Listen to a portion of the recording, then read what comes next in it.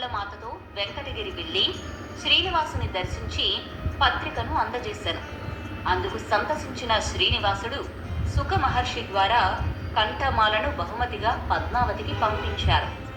ఆ వెనువెంటనే శ్రీనివాసుడు బ్రహ్మరుద్రాది దేవతలతో మంతనం జరిపి వారి సమ్మతిని పొంది కళ్యాణానికి కావలసిన ధనాన్ని ధనపతి అయిన కుబేరుడు అప్పుగా ఇచ్చాను.